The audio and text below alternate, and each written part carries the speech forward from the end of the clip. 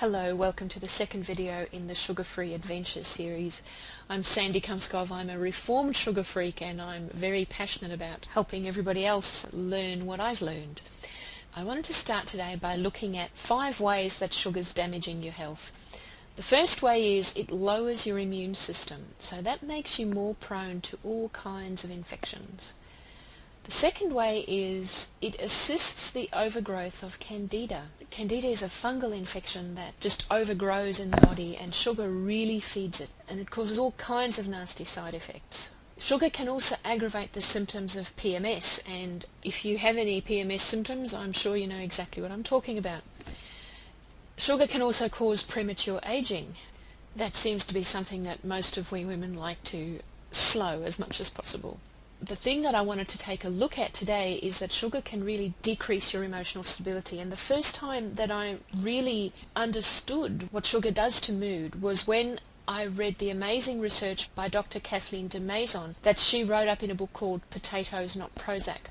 And she told us that some people are sugar sensitive and are much more prone to the negative impacts of sugar than other people. One of the ways that sensitivity to sugar shows up is in low levels of serotonin. That's the brain chemical that helps us feel okay about saying no.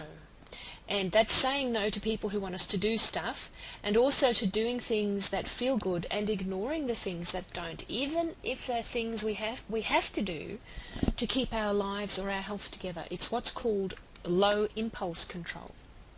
So having trouble saying no to the chocolate sundae isn't so much about willpower as it is about low serotonin levels. Now, you can take the drugs. There's lots of them that will do all kinds of stuff to the serotonin levels in your brain. And good luck with getting them to work in any kind of time frame that really matters. But you can also find a way to help your body just get back into balance. I don't want to lose you with boring science, and I'm about to give you as much as I can remember anyway. Now, your body makes its own serotonin, and it needs an amino acid called tryptophan to make the serotonin.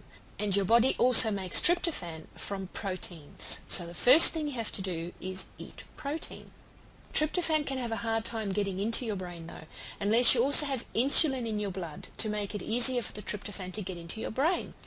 Now, luckily, there's a kind of food that most people really love. It's the perfect food that carries protein and makes your body make insulin, and that's a potato. And you can eat it any way you like. You can do anything you like with it, as long as you leave the skin on. Now, there's another bit of the emotional puzzle, which is another brain chemical that you've probably also heard of called beta-endorphin. Endorphins are natural painkillers. You might have heard of the runner's high. That's that high that when people have been running a marathon, their brain just rushes endorphins into their body because every little cell is just screaming in pain, and they get that euphoric high. Now, you can actually get that natural endorphin high without running a marathon, but that's another discussion. Now, the levels of endorphin in your body also affect your self-esteem and your feelings of being confident or really shy. And you know that feeling that you sometimes get that everybody else knows something you don't, of really feeling left out? You know what that's like, right? Well, sugar turns on beta endorphins, and that's what makes us feel so good when we eat sugar. The interesting thing about all of this is that we've got beta endorphin receptors in cells all over our bodies. Remember that for later. Sugar turns on beta endorphins. That's what makes us feel so good when we eat sugar. You know, the sugar rush you get. If you get more of a rush when you eat sugar than other people you know get, you're probably sugar sensitive. That also means that your levels of beta endorphins are probably usually lower than people who don't get the sugar rush. So when you try to stop eating sugar, you go into sugar withdrawal much more quickly than someone who isn't sugar sensitive. Now, remember all those endorphin receptors all through your body? When you go off sugar, they are not happy. So you'll feel cranky very quickly, and then the cravings hit, and I'm sure you know exactly what I'm talking about. You might also feel quite overwhelmed by what's going on around you. You might feel that you've got too much responsibility. You might feel a little bit confused and brain foggy, and you just might be plain old cranky. So the cycle goes like this. You eat sugar, your brain makes beta endorphins, you feel happy and confident, and you can focus, and you feel like you've got energy again, and then the endorphins drop. and you quickly feel cranky and out of sorts and tired, and so you eat sugar. And then the beta endorphins kick in, and you feel happy and confident and lively and energetic and focused, and then the endorphins drop. And then you feel cranky and out of sorts and tired, and so you eat sugar. That cycle can just happen several times over one day.